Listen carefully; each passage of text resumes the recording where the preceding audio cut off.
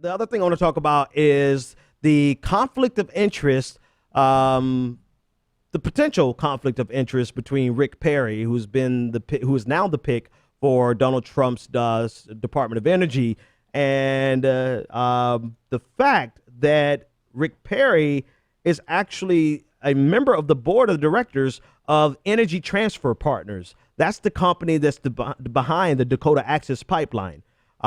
He joined the board in 2015, and I would say that it's a conflict of interest, except for the fact that just about everything that Donald Trump has done has been a conflict of interest. But I think it adds an extra layer of interest. Let me put it like that. It makes the story more interesting when you hear this clip that was shared by this audio clip that was shared by Sean King. He received this clip from a anonymous source who recorded a conversation of the board of directors discussing the implications of the election of Donald Trump for the Dakota Access Pipeline.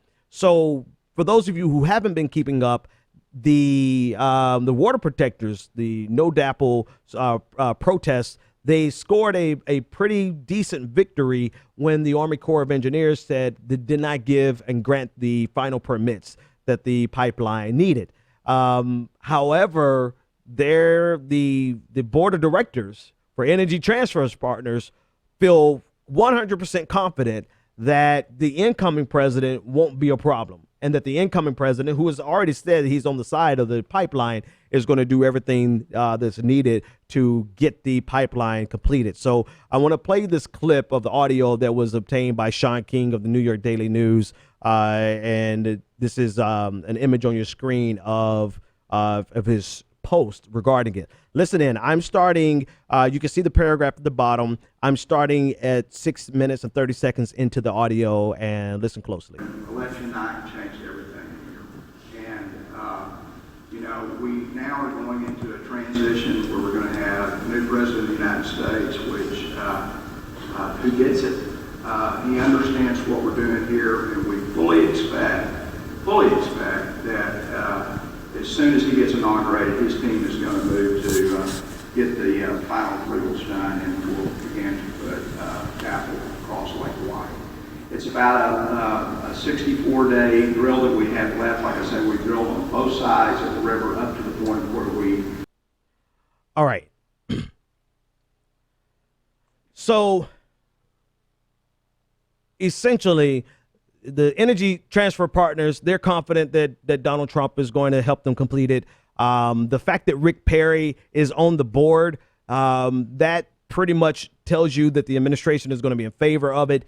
The takeaway is that whatever is going to be done to stop this has to be done before January 20th, and it has to come in a manner that cannot be undone by the incoming president. It also tells us that if it's not completely stopped by January 20th, that the protests probably will get worse before they get better. The confrontations between the protesters and the police, because the water protectors, they're not going anywhere, as they should not. They should stand their ground.